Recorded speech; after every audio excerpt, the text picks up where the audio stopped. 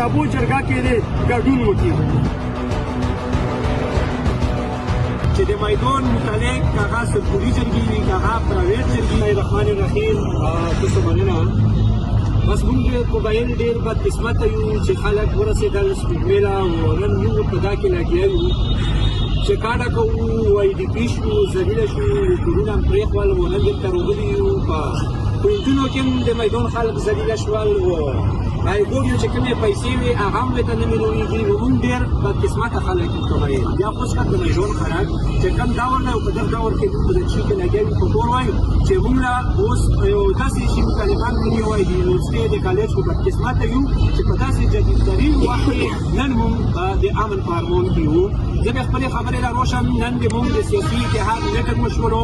او په متفقه طور باندې موږ سیاسي اتحاد دا فیصله وکړله چې د میدان متعلق که هغه سرکوري جرګې وي که هغه پرایویټ جرګې وي و د میدان سیاسي اتحاد پکې نه وي نو هغه د میدان عوام له پوره سیاسي اتحاد نه وي هغه جرګه نامنظوره وي. هغه میدان سیاسي اتحاد په کومه جرګه کې نه وي. په قیاس ابو چې کوم وزیر الله صاحب روان دی نو هله موږ ټولو قبایلو له وپرېدو له بیا خوسکر میدان خلکو له دا ګزارش کوو چې سبا ډېره اهم خبرې دي نو ټول د میدان خلک په دا جرګه کې شرکت وکړي. زه د ضلع خیبر ښار تعلق لرونکو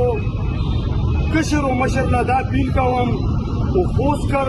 چې د میدان سره تعلق دي هغو له سپیشل اپیل کوم چې سبا په 11 بجې باندې چې کم دلته په ګوړه کې پریس کلب دی د دغه مخې را روشو په دغو خلکو نه به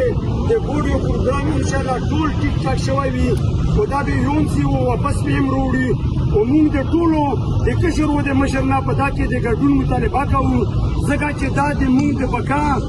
مسالاتو او وسرا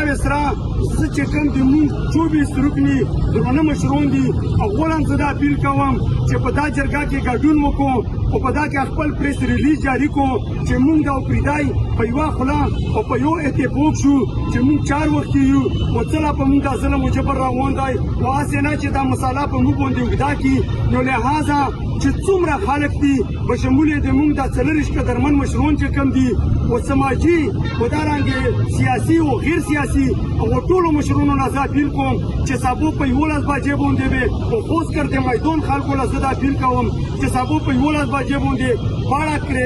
پریس کلب مخې لا به دغه د ګوډیو تنظیم شوی وي او دا ټول خلک په کثیر تعداد باندې روزي